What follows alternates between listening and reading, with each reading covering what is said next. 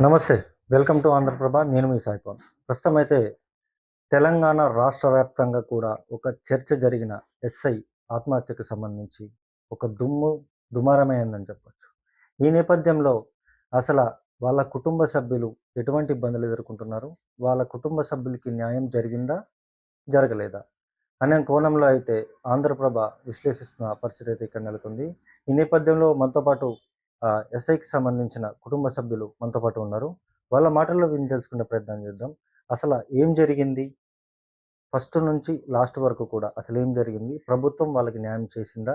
లేకపోతే ఇది ప్రభుత్వ హత్యేనా? అన్న కోణంలో అయితే వాళ్ళ కుటుంబ సభ్యులైతే ఆరోపిస్తున్న పరిస్థితి అయితే ఇక్కడుంది. అసలు మాట్లాడదాం. మనతో పాటు ఎస్ఐకి సంబంధించిన మిసెస్ కూడా మనతో పాటు ఉన్నారు. మేడంని అడిగి తెలుసుకునే ప్రయత్నం చేద్దాం. మేడం నమస్తే. నమస్తే. చెప్పండి, ప్రధానంగా మీ భర్తకి సంబంధించి ఏదైతే కుల వివక్షతోని దూషించారు అని స్పష్టంగా అర్థమవుతున్న పరిస్థితుల్లో అసలేం జరిగింది? ఎట్లా జరిగింది? ఏంటి? మా సార్ అశ్వరావుపేటకు వెళ్ళి 4 మంత్స్ మాత్రమే అవుతుంది. అక్కడ స్టార్టింగ్ 1 మంత్ కరెక్ట్‌గా మంచిగా ఉంది. తర్వాత నెక్స్ట్ ఫస్ట్ సీఐ 1 మంత్ వేరే సీఐ ఉన్నారు. నెక్స్ట్ సెకండ్ వచ్చిన సీఐ జితేందర్ రెడ్డి సార్. ఆ సార్ వచ్చిన తర్వాత ఒక 1 మంత్ కొంచెం మంచిగానే చేస్తూ ఉన్నాం. తర్వాత ఏమైందంటే అక్కడ చానా కేసెస్ అవుతూ ఉంటాయి. అట్లా అవుతూ ఉంటే రైటర్స్ అక్కడ 4 మెంబర్స్ ఉంటారు. సిస్టమ్ దగ్గర 4 మెంబర్స్ రైటర్స్ ఉంటారు. ఫస్ట్ వాళ్ళు రైటర్స్ ఏం చేస్తారంటే సార్ దగ్గర ఫస్ట్ చేసిండ్రు. ఒక 1 మంత్ చేసిండ్రు. తర్వాత నెక్స్ట్ అసలు చేయటం లేదు. వర్క్ చేయకపోతే మా సార్‌ని కదా వర్క్ ఫాస్ట్‌గా చేయండి. చానా కేసెస్ అవుతున్నాయి అని అంటే వాళ్ళు డిలే చేస్తూ ఉన్నారు. డిలే చేస్తుంటే ఫస్ట్ సీఐ సార్‌కి చెప్పారు. సార్ ఇట్లా డిలే చేస్తున్నారు. నాకు వర్క్ ఎక్కువ అవుతుంది. కొంచెం చెప్పండి సార్ అని చెప్పారు. సీఐ సార్‌కి ఫస్ట్ కంప్లెయింట్ చేసిండు. చేస్తే వాళ్ళేం చేసిండ్రు మళ్ళీ సీఐ సార్ పిలిపిచ్చి వాళ్ళను చేయమని ఏం చెప్పలేదట. వాళ్ళు చేయకుండా నువ్వే చేసుకో. వాళ్ళే చేయాలని అన్నారట. అప్పుడు మా సార్ అన్నాడు, సార్ వాళ్ళు అసలు చెయ్యట్లేదు. నేను చెయ్యమని వెళ్ళిపోతున్నారు వాళ్ళు అని వేరే కానిస్టేబుల్ వాళ్ళని పెట్టి వాళ్ళకు నేర్పించి మరి వాళ్ళు చేపిస్తున్నారు మా సార్. వర్క్ చేపిస్తుంటే వీళ్ళు మేము చేయమని వెళ్ళిపోతే వాళ్ళతోని చేపించుకుంటున్నారు. చేపిస్తుంటే వాళ్ళేం చేసిండ్రు నలుగురు కానిస్టేబుల్ మళ్ళా సీఐ సార్ దగ్గరికి వెళ్ళి సార్ మీదే లేనిపోని అని చెప్పేసి సార్‌కి సీఐ సార్‌కును మా సార్‌కి మధ్య మనస్పర్ధంలాగా వచ్చేటట్టుగా చేసిండ్రన్నట్టు. అప్పుడు సార్ చెప్పారు, సార్ ఫస్ట్ మీరు ఎంక్వైరీ చేయండి. నేనేం చేస్తున్నా, వాళ్ళేం చేస్తున్నారో ఫస్ట్ చూసి మాట్లాడండి సార్. నేను చెప్పినా వాళ్ళు పని చెయ్యట్లేదు. మీకు గూడా చెప్పినా నేను అని చెప్తే వాళ్ళు పట్టించుకోరు. వాళ్ళతోనే నువ్వు చేపియాలి. అంతే వేరే వాళ్ళని పెట్టొద్దు సిస్టమ్ వర్క్‌లో అని సీఐ సార్ మా సార్‌కి బాగా కోప్పడిండట. కోప్పడితే సార్ ఏం చేసిండు, డీఎస్పీ సార్‌కి కంప్లెయింట్ చేసిండు ఫస్ట్. డీఎస్పీ సార్‌కి కంప్లెయింట్ చేసి, సార్ ఇట్లా నేను సీఐ సార్‌తోని చెప్పినా వాళ్ళు కంప్యూటర్ వర్క్ చెయ్యట్లేదు. నాకు బర్డెన్ ఎక్కువవుతుంది అని చెప్తే మళ్ళీ డీఎస్పీ సార్ సీఐ సార్‌కే చెప్పిండు. చెప్తే అప్పుడు అందరిని కూర్చుండబెట్టి ఎందుకు డీఎస్పీ సార్ దగ్గరికి పోయినవు? నేను చెప్పినా కూడా నువ్వెందుకు వెళ్ళినావు అని అప్పుడు సార్‌ని కోప్పడిండు. కోప్పడితే నేను డీఎస్పీ సార్ దగ్గరికి పోయినా కూడా మళ్ళీ నన్నే అంటున్నారు. నేనింత వర్క్ పెట్టుకొని ఎలా చేయాలి అని అప్పుడు బాధపడిండు. అప్పుడేం చేసిండంటే ఇప్పుడు భూమి ఈ కేసెస్ సివిల్ కేసెస్ వచ్చినాయన్నట్టు. సార్ దగ్గరికొస్తే సీఐ సార్ పిలిచి ఇట్లా సివిల్ కేస్‌లో నువ్వు కేస్ కట్టు అని చెప్పిండు. కట్టమంటే నేను కట్టాను సార్. సివిల్ కేస్‌లో నేను జోక్యం చేసుకోను. అది చేయకూడదు. నేను చెయ్యనన్నాడు. చెయ్యనంటే నువ్వెట్లా చెయ్యవు? నువ్వు చెయ్యాలని అన్నాడు. అంటే లేదు సార్ నేను చెయ్యను. ఇది మన పరిధి కాదు కాబట్టి నేను చెయ్యని అప్పుడు చెప్పేసి వెళ్ళిపోయిండు మా సార్. వెళ్ళిపోయిన తర్వాత సీఐ సార్ ఈ ఫైల్స్ అన్నీ మొత్తం క్లోజర్స్ ఫైల్స్ అవన్నీ కొట్టి సీఐ సార్ దగ్గరికి సంతకం పెట్టడానికి తీసుకెళ్తారు మా సార్. తీసుకెళ్తే సైన్ పెట్టకపోగా సీడీలు తీసేసి నేను చేయమనేది నువ్వు చేయలేదు. ఎందుకు చేయలేదు? నేను సైన్ పెట్టను అని అంటే, సార్ అట్లా కాదు సార్. నేను సివిల్ కేస్‌లో నేను చెయ్యను సార్. అది కరెక్ట్ కాదు. నేను చెయ్యనంటే, నేను చెప్తే వినవా? నీ ఎస్సీ జాతి అంతా ఇంతేనా? నేను చెప్పినా కూడా నువ్వెందుకు చేయవు? అని అప్పుడు కోప్పడి కానిస్టేబుల్ ముందటనే కోప్పడిండు. కోప్పడి వాళ్ళని కూర్చుండబెట్టి మా సార్ నిలబెట్టి అట్లా అరిచి పంపించేసిండు. అప్పుడు ఇంటికొచ్చి చాలా బాధపడిండు. నన్ను కులంతోని దూషించిండు సార్. నా మీద సీడీలు వాళ్ళ కళ్ళ ముందటనే ఇసిరేసిండు. అది గూడా వాళ్ళు చెప్పిళ్ళన్నట్టు. ఇట్లా సీడీలు మీ సార్ మీదకి ఇసిరేసిండు మేడం అని చాలా బాధపడిండ్రు వాళ్ళు గూడా. మా సార్ ఏం జేషిండు, ఇట్లా జరుగుతుంది. నేను ఎంత పని జేషినా గూడా వీళ్ళు వినట్లేదు. సీఐ సారు ఆపోజిట్‌గా ఉన్నారు అని ఇట్లా చాలా బాధపడి డీఎస్పీ గారికి మళ్ళీ కంప్లెయింట్ చేసిండు. డీఎస్పీ గారికి మళ్ళీ కంప్లెయింట్ చేసిండు. ఎస్పీ గారికి కూడా కంప్లెయింట్ చేసిండు. ఎస్పీ సారు 15 డేస్ లేరు. ఆయన కూడా వచ్చిన వెంటనే వెళ్లి కలిసిండు. కలిస్తే సరే నేను చూస్తా అని సార్ చెప్పిండు తప్ప ఆ సార్ కూడా డిలే చేసిండు. డిలే చేయడం వల్ల సార్ మీద ఇంకా ప్రెషర్ పెరిగింది. సీఐ సారు, అటు నలుగురు కానిస్టేబుల్స్, మళ్ళా తర్వాత ఇంటెలిజెన్స్ శరత్ అని ఉంటారు. ఆయన ఏం చేసిండు, స్టేషన్‌లో ఉన్నటువంటి ఇప్పుడు ఇస్తారు కదా, కంప్లెయింట్స్ ఇస్తారు.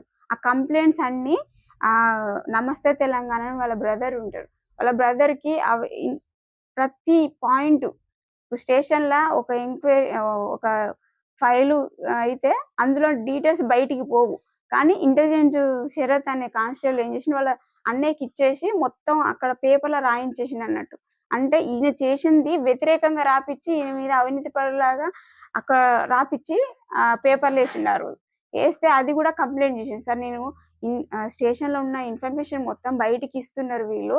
అట్లా మొత్తం ఆపోజిట్‌గా రాపిస్తున్నారు సార్ ఇట్లా నా మీద అని కంప్లెయింట్ కూడా ఇచ్చిండు. అంటే ఇట్లా పోలీస్ స్టేషన్‌లో బయటికి చెప్పేస్తున్నారు. ఇట్లా చేస్తున్నారు సార్ అని వాళ్ళు చేస్తున్నారని ఇట్లా ఇచ్చేసిండన్నట్టు. కంప్లెయింట్ డీఎస్పీ సార్‌కి ఇచ్చిండు. ఎస్పీ సార్‌కి కూడా పేపర్ వైస్‌గా ఇచ్చిండు మా సార్ ఇంకా. ఇచ్చినా కూడా వాళ్ళు ఎలాంటి పట్టించుకోకపోయిండ్రు. అట్లనే ప్రెషర్‌తోని వాళ్ళు సీఐ సార్ బాగా ప్రెషర్ పెట్టడము, వీళ్ళు వర్క్ చేయకపోవడం, వర్క్ ప్రెషర్ ఎక్కువ అవ్వడము, ఫైల్స్ అన్ని పెండింగ్ ఉండిపోవడం. అలా పెండింగ్ ఉంటుంటే ఎస్పీ సారు, డీఎస్పీ సార్ ఎవరిని అడుగుతారు? ఇన్‌చార్జ్‌ని అడుగుతారు. స్టేషన్ ఇన్‌చార్జ్‌ని అడుగుతారు. మా సార్‌ని అడిగిండు. ఆ రోజు ఆహ్, మీటింగ్ జరిగింది. మీటింగ్ జరిగిన తెల్లారే మా సార్ పాయిజన్ ఎందుకు అడిగిండు. ఎస్పీ సార్ అడిగిండు. అక్కడ ఉన్న వాళ్ళు అడిగిండు. ఈ ఫైల్స్ ఎందుకు పోలే? ఎందుకు మూవ్ కాలంటే, సార్ నేను కంప్లెయింట్ ఇచ్చినప్పుడు కూడా మూవ్ చేయకపోవడం అది సీఎస్ఐ సైన్ పెడితే మూవ్ అయితది. సీఎస్ఐ సైన్ పెట్టకుండా అలాగే పెట్టుకొని 3 మెమోస్ ఇచ్చిండు.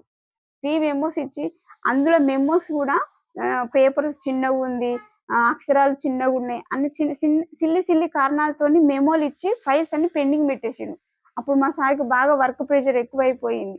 అటు అట్లా ఇట్లా అనడమే కాకుండా సీఐ సారు వాళ్ళ ముందట తిట్టేసరికి అదే మాట కానిస్టేబుల్స్ వాళ్ళు ఒక రూమ్‌లో కూర్చొని మా సార్ స్టేషన్‌కి వస్తూ ఉంటే వీడు ఇంతేరా సీఐ సార్ మనకు అండగున్నాడు కదా! వీనితో మనకేంది అని అట్లా సార్‌ని చూసి మరి ఆ పదాలు వాడి మా సార్‌ని ఇట్లా తిట్టేటోళ్ళట. తిట్టంటే అది భరించి అది చూసి తట్టుకోలేక చాలా బాధపడేవాడు. ఇంటికొచ్చి కూడా చాలా సార్లు చెప్పిండు. నేను ఇక్కడ ఉండను, బాగా ఇబ్బందిగా అనిపిస్తుంది. వర్క్ చెప్పినా ఎవరు వినట్లేదు. ఇట్లా నన్ను చూసి కూడా సీఐ సార్ ఇట్లా అన్నాడని తెలిసి వీళ్ళు కూడా నన్ను చూసి ఇట్లా హేళన చేస్తున్నారు. నాకు మస్తు బాధ అనిపిస్తుంది. నాకు ఉండాలనిపించట్లేదని అట్లా బాగా బాధపడిండు. బాధపడి ఆ రోజు అదే 30వ తారీఖు పాయిజన్ తీసుకున్న తీసుకున్నాడు. తర్వాత మీరు ఎక్కడికి తీసుకెళ్లారు? అసలేం జరిగింది? క్లారిటీ చెప్పండి. పాయిజన్ తీసుకొని నేను అశ్వరావుపేటలోనే ఉన్నాను. పాయిజన్ తీసుకొని ఆయన ఓన్‌గా డ్రైవింగ్ ఆ రోజు కూడా పాయిజన్ తీసుకునే రోజు మార్నింగ్ 6:00కి స్టేషన్‌కెళ్ళి వర్క్ చేసి 8:30కి ఇంటికొచ్చిండు. పక్కనే స్టేషన్ ఉంటది. 8:30కి ఫైల్స్ మొత్తం క్లోజర్ ఫైల్స్ కొట్టి అక్కడ హెడ్ గారికి ఇచ్చేసి వచ్చి 8:30కి స్నానం చేసి, టిఫిన్ చేసి ఇట్లా నేను బయటికెళ్ళొస్తా అని చెప్పి వెళ్ళిండు. చెప్పి వెళ్ళిన తర్వాత నేను ఫోన్ చేసినా అప్పుడు స్విచ్ ఆఫ్ అయింది. నాకు తెలవదన్నట్టు. తర్వాత నైటు నాకు భయమేసి మేము సార్ వాళ్ళకి చెప్పినాం అన్నట్టు, ఇట్లా స్విచ్ ఆఫ్ అయింది సార్ నాకు తెలవట్లేదు అనంటే, అప్పుడు 10:00కి 9:00 అనుకుంటా ఇలా పాయిజన్ తీసుకున్నారు. అది మహిబాద్‌లో ఉన్నారని అప్పుడు నాకు ఫోనొచ్చింది. అప్పుడు నేను అప్పుడే బయలుదేరి ఎళ్ళిపోయాను. మహిబాద్ నుంచెళ్ళి హన్మకొండలో ఉన్నటువంటి హజార్ హాస్పిటల్‌కి తీసుకెళ్ళింది. అక్కడి నుంచి హైదరాబాద్‌కి షిఫ్ట్ చేయాలంటే అశోక హాస్పిటల్‌కి షిఫ్ట్ చేసింది. 7 డేస్ తర్వాత మా సార్ చనిపోయిండు. చనిపోయిన తర్వాత అక్కడి నుంచి ఏదైతే స్వగ్రామం ఎక్కడైతే ఉంటుందో అక్కడికి తీసుకొచ్చిన తర్వాత రాస్తారోకోలు, ధర్నాలు కూడా చేసిన పరిస్థితి ఉందిగా. సంబంధించిన పోలీస్ అధికారులు ఎవరైనా వచ్చి ఇది హామీ చేస్తాం అని చెప్పి ఎమ్మెల్యేలు గాని, మినిస్టర్లు గాని ఎవరైనా వచ్చి ఏమైనా హామీ ఇవ్వడం జరిగిందా? ఎస్పీ గారొచ్చారు. అక్కడ ధర్నా చేస్తుంటే ఎస్పీ గారొచ్చి, "మీకెలాగైనా న్యాయం జరుగుతుంది. వాళ్ళని అరెస్ట్ చేస్తాము. మీకు మీ జాబ్‌కి గాని, మీకు ఎలాంటి ఇబ్బంది లేకుండా ఇది మేము చూసుకుంటామని" హామీ ఇచ్చి వెళ్లారు. వెళ్ళిన తర్వాత మేము వెయిట్ చేస్తున్నాం. అంటే మేము కంప్లెయింట్ ఇచ్చినాం. మా సార్‌ని కులంతోని దూషించిండు, అది నిజం. వాళ్ళు టార్చర్ పెట్టింది ఆయన డయాన్ డిక్లరేషన్‌లో ఇచ్చిండు. ఇట్లా నన్ను ఇబ్బంది పెట్టింది వీళ్ళు అని 6 మెంబర్స్ కానిస్టేబుల్స్, సీఐ సార్‌ది పేరు ఆయన డయాన్ డిక్లరేషన్‌లో క్లారిటీగా చెప్పిండ్రు. చెప్పినప్పుడు దాని మీద ఎంక్వైరీ చేస్తున్నాం అని అలా చేస్తూనే ఉన్నారు. 2 మంత్స్ అవుతుంది. ఎంక్వైరీ చేస్తూనే ఉన్నాం అని చెప్తున్నారు తప్ప, దాని మీద ఎలాంటి క్లారిఫికేషన్ మాకు ఇవ్వట్లేదు ఇంకా. పైగా సీఐ సార్‌కి బెయిల్ ఇచ్చిల్లట. ఎలా ఇస్తారు సార్ ఇప్పుడు? కేసు పెట్టిన తర్వాత వాళ్ళని అరెస్ట్ చేయలేదు. అసలు ఎంక్వైరీ చేస్తున్నారో లేదో తెలవట్లేదు. తెలవకున్నా కూడా ఆయనకు బెయిల్ వచ్చిందట. ఎలా ఇప్పుడు వస్తది అసలు? బెయిల్ ఇచ్చారు. సరే, ఓకే. ఇప్పుడు బెయిల్‌కి సంబంధించి కావచ్చు, లేకపోతే సీఐకి సంబంధించి కావచ్చు. వీళ్ళందరూ కూడా ఇది చేశారు. వాళ్ళకి శిక్ష పడాలి అని చెప్పేసేసి మీరు అంటున్నారా? లేకపోతే ఏంటి? నేను శిక్ష పడాలని అంటున్నా. మా సార్ ఇంత ఇబ్బంది పడి ఆయన కష్టపడి తెచ్చుకున్న జాబు, ఆయన కలలు కని తెచ్చుకున్న జాబ్ ఇది. అలాంటిది ఆ జాబ్ చెయ్యకుండా ఆయన మనస్తాపానికి గురి చేసి, కులం పేరుతో దూషించి ఆయన చనిపోయేటంత పరిస్థితి తీసుకొచ్చి, ఆయన చనిపోయిన తర్వాత వాళ్ళకి శిక్ష పడకుండా ప్రభుత్వం గానీ, పోలీస్ డిపార్ట్‌మెంట్ గానీ అసలు మాకు సహాయం చేయకుండా అటు అవినీతి పరుల వాళ్ళకు హెల్ప్ చేసి, డిలే చేసి వాళ్ళకు బెయిల్ వచ్చేటట్టు చేసిల్లు. మాకెక్కడ న్యాయం జరుగుతుందో మాకు అర్థం కావట్లేదు. డీఎస్పీ డీజీపీ గారికి కంప్లెయింట్ చేసినాం మేము. సార్ ఇట్లా డిలే అవుతుంది. మేము ఇట్లా మా పరిస్థితి ఇది అని డీజీపీ గారికి కంప్లెయింట్ చేసిన తర్వాత సీఐ సార్ వాళ్ళ ఫ్యామిలీని షిఫ్ట్ చేసిండు. అంతవదాకా అశ్వారావుపేట క్వార్టర్స్‌లోనే సీఐ సార్ ఫ్యామిలీ ఉంది. అసలక్కడ మేము వెళ్ళిన తర్వాత మా సామాన్లు తీసుకోవడానికి వెళ్ళిన తర్వాత అక్కడ సీఐ సార్ వాళ్ళ ఫ్యామిలీ అక్కడే ఉంది. అక్కడున్న కానిస్టేబుల్స్‌ని బెదిరిస్తున్నారట. మీరు చెప్తే మీరు కోర్టు చుట్టూ తిరగాలి అని సీఐ సార్ వాళ్ళ ఫ్యామిలీ మొత్తం బెదిరిస్తుంది అని వాళ్ళు మాకు చెప్తున్నారు. మాకెక్కడ న్యాయం జరుగుతుంది అనిపిస్తుంది ఇగ. మాకు న్యాయం జరుగుతుందన్న నమ్మకం కూడా పోయింది. చెప్పండి. అసలు దీనికి సంబంధించి ఏదైతే అధికారులు కావచ్చు, లేకపోతే పోలీస్ డిపార్ట్‌మెంట్ సంబంధించిన వాళ్ళు కావచ్చు, లేకపోతే ఇట్లా ప్రజాప్రతినిధులు కావచ్చు, ఈ 2 నెలల కాలంలో వచ్చి మీకు ఎక్స్‌గ్రేషియా గాని అట్లాంటిదేమన్నా కల్పించడం గాని, మీకు భరోసా ఉండడం గాని అట్లాంటిదేమన్నా చేసిన సందర్భం ఉందా? ఇంతవరకు ఎవ్వరు చేయలేదు. అసలు ప్రభుత్వం నుంచి గాని, డిపార్ట్‌మెంట్ వాళ్ళ గురించి డిపార్ట్‌మెంట్ తరపు నుంచి ఎవ్వరు రాలే మా దగ్గరికి ఇంతవరకి. మేము తిరుగుతున్నాం వాళ్ళకు శిక్ష మా సారు డయాన్ డిక్లరేషన్ ఇచ్చిండు సార్. దాన్ని పట్టుకొని ఎంక్వైరీ చెయ్యండి. మా సార్‌కి న్యాయం చేయండి అని మేము తిరుగుతున్నాం. అయినా కూడా ఎవ్వరు పట్టించుకోవట్లేదు అసలు. అసలు ప్రభుత్వం నుంచి ఎలాంటి సహాయం గాని ఇంతవరకు ఎవ్వరు ఏం చెయ్యలేదసలు. ఎందుకు డిలే చేస్తున్నారు? అసలు మేము మేము ఇలా కులంలో పుట్టడం వల్లనే మాకు ఇలాంటి వివక్షత చూపిస్తానని నాకు అర్థమవుతుంది ఇప్పటి వరకైతే. ఎంతమంది పిల్లలమ్మా మీకు? నాకు 2 పిల్లలు. ఇద్దరు ఒక పాప, పిల్లలు బాబు. చూడొచ్చు. ప్రధానంగా 2 పిల్లలు కూడా ఉన్నారు. ఆ 2 పిల్లలకి సంబంధించి కూడా తండ్రిని కోల్పోయి దిక్కు తోచని పరిస్థితుల్లో ఆంధ్రప్రభనైతే ఆశ్రయించడం జరిగింది. ఖచ్చితంగా మాకు న్యాయం జరగాలంటూ కూడా ఇక్కడైతే చెప్తున్న పరిస్థితి కూడా ఉంది. ఎస్ఐకి సంబంధించిన మదర్ కూడా ఉన్నారు. అమ్మ మాటలు వినిచేసుకునే ప్రయత్నం చేద్దాం. అమ్మ చెప్పండి, మీకు ఏమని కావాలని మీరు కోరుకుంటున్నారు? అసలు మీకేం కావాలమ్మా? నాకు 2 బిడ్డలే. నమస్కారం సార్. నా తమ్మునికి ఇత్తే మమ్మల్ని అందరిని సాదుతాడు. మేము నలుగురిని సాదాలి మా తమ్ముడు. సాదుతాడని ఇచ్చినాక ఈ 6 స్టేషన్‌లలో చేసిండు. ఏ రిమార్క్ లేకుండా నా తమ్ముడైతే అవినీతి చేసేటోడు కాదు. 6 స్టేషన్‌లలో చేసిండు. ఇది లాస్ట్ స్టేషన్ ఇది. అశ్వారావుపేట పోయినాక నెల రోజులు నేను పోయినా అక్కడ చేసి అన్నీ ట్రాన్స్‌ఫర్ ఆడికి పోయినాక అన్నీ సదిరొచ్చిన. సదిరొచ్చినాక నెల రోజుల తర్వాత ఈ అమ్మాయిది బర్త్‌డేకి ఇంటికొచ్చిండు. ఇంటికొచ్చిండు కానీ ఫోన్‌లో మాట్లాడతాంటే ఇన్నా. ఇంత ఇబ్బంది అయితాంది సార్. ఎవరితోటో మాట్లాడతాను నాకు ఇంత ఇబ్బంది అయితాంది. నలుగురు కానిస్టేబుల్ ఇబ్బంది పెడతాండ్రు. ఎస్ఐ అయినట్లేదు.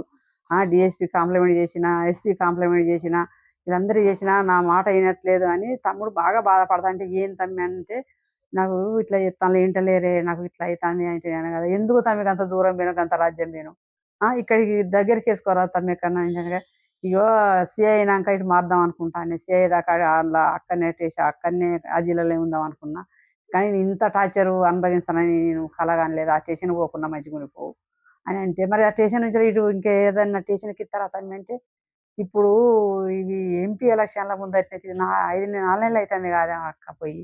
ఈ 4 నెలల మళ్ళీ ఎయ్యి అంటే ఇస్తారా? మళ్ళా ఏ సార్‌ని కలిసినా గానీ ఇప్పుడు ఇయ్యరు వాళ్ళు. మళ్ళా ఆ ఎలక్షన్ల ముందు లేకపోతే ట్రాన్స్‌ఫర్ పెట్టినప్పుడే పెడతారు గానీ ఇప్పుడు ఇయ్యలేరు అంటే, మరి ఎట్లా అంత ఇబ్బంది పడకుండా ఎట్లా ఉంటావు నువ్వు? ఎట్లా చేస్తావు నీ మాట వినకుంటే? అది ఆంధ్ర బార్డర్ అంటాన్నావు, ఎవరు ఇంటలేరు అంటాన్నావు. ఎందుకు తమ్మి మరి నువ్వు నిజాయితీగా చేస్తావు, నువ్వు ఆడ దక్కవరా తమ్మి అని నేను మొత్తుకుంటే చూద్దామే సార్కి అది చెప్పిన చూద్దామే అన్నాడు. చూద్దామన్నాడు, పిల్లగాళ్ళని రోడ్డు మీద వేసిండు, పానం మీద తెచ్చుకున్నాడు.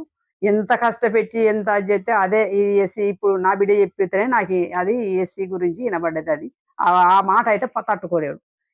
అదివరకే అంటాడు, మన చిన్న సుల్కం చూస్తానులే, ఈ చిన్న సుల్కం ఈ జాబు తెచ్చుకుంటే నాకు ఇదైంది, ఈ జాబు తీసుకోకుండా మంచిగా ఆర్డీఓ ఒక్క మార్కులో పోయింది, ఆర్డీఓ పోస్ట్ అయితే నాకు ఈ గండ ఉండపోగాని కూడా తమ్ముడు బాధపడ్డాడు బాగా. ఆ రోజు ఈ అమ్మాయి బర్త్డే చేసిన రోజు వచ్చిండు నారకపేటకు వచ్చి బాధపడ్డాడు, ఈ చెత్త జాబుకు పోయినా అని మస్తు బాధపడి అంత గురయ్యిండు.